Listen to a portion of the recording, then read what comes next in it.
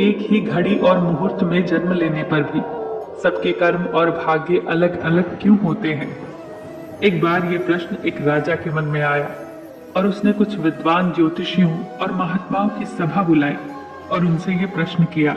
उसने उन सब से पूछा, मेरी जन्म पत्रिका के आधार पर मेरा राजा बनने का योग था और मैं राजा बन गया, लेकिन उसी समय और उसी मुहूर्त में बहुत से लोगों ने जन्म लिया होगा, परंतु वो राजा नहीं बन सके। इसका क्या कारण है महात्माओं? राजा के इस प्रश्न से सब सोच में पड़ गए। कुछ समय के लिए सन्नाटा छा गया। फिर अचानक एक वृद्ध महात्मा खड़े हुए और बोले, महाराज, आपको राज्य की सीमा से कुछ दूर घने जंगल में एक महात्मा मिलेंगे।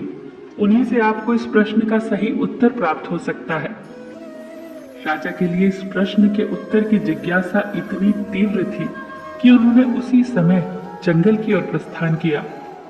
जंगल में खोजते खोजते उन्हें एक महात्मा मिले जो एक पेड़ के नीचे बैठकर उस पेड़ की पत्तियां खा रहे थे।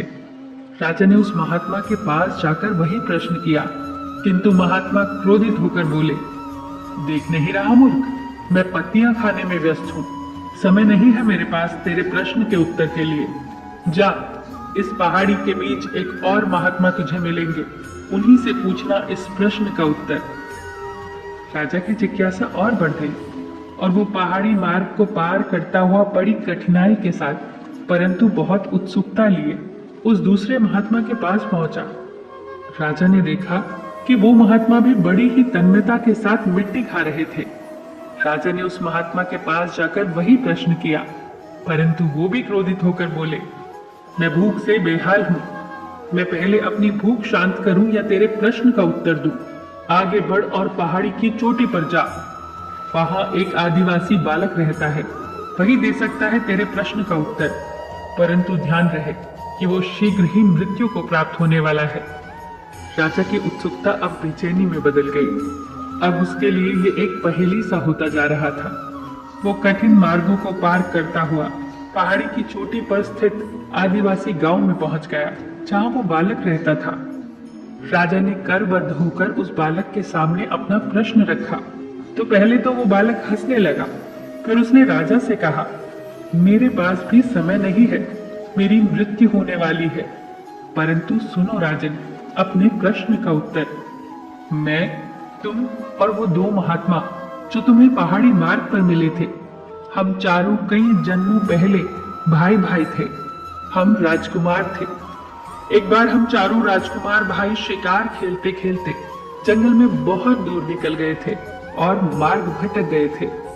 हम भूख प्यास से बेहाल थे और अचानक हमें आटे की एक पोटली मिली। उस आटे से हमने 4 रोटियां बनाई और आपस में बांट ली। हम अपने अपने हिस्से की रोटी खाने ही बैठे थे कि एक भूख प्यास से तड़पता हुआ महात्मा हमारे पास आ गया।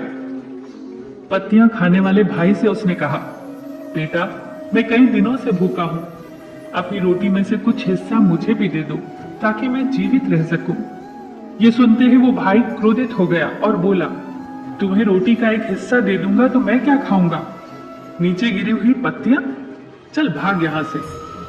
अब वो महात्मा उस भाई के पास पहुंचा जो इस जन्म में मिट्टी खा रहा था।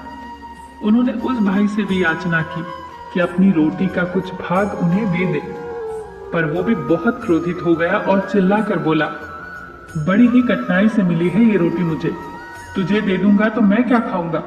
जंगल की ये मिट्टी। उसने भी उस महात्मा को वहां से भगा दिया। भूख से बेहाल वो महात्मा जब मेरे पास आए तब मैंने भी अधीरता से ही उत्तर दिया कि मैं नहीं दे सकता अपनी रोटी का हिस्सा। अगर मैं तुम्हें दे दूंगा तो मैं क्या भूखा मरूंगा? जाओ आगे बढ़ो।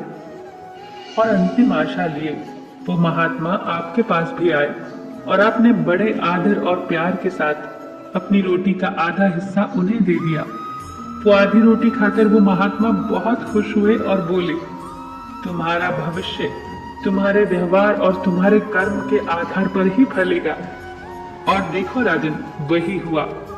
इस जन्म में हम चारों भाइयों का जन्म एक ही घड़ी और एक ही मुहूर्त में हुआ, लेकिन हम वैसा ही फल भोग रहे हैं जैसा हमने कई जन्मों पहले व्यवहार और कर्म किए थे। राजन, हम बबूल का पेड़ लगाकर आम की आशा नहीं कर सकते। इंसान किसी भी घड़ी, किसी भी मुहूर्त में जन्म ले, परंतु उसके कर्म और व्यवहार उसके साथ साथ सदैव चलते हैं। कर्म कभी पीछा नहीं छोड़ते। कितनी प्यारी बात कही है किसी ने। कर्म की गठरी बांध के जग में फिरे इंसान, जैसा करे वैसा भरे, विधि का यही विधान। कर्म करे किस्मत बने, जीवन का ये मर्म, प्राणी तेरे भाग्य में, तेरा अपना कर्म। फिर मिलेंगे दोस्तों अगली वीडियो के साथ। तब तक के लिए अपना ख्याल रखना और हमेशा मुस्कुराते रहना।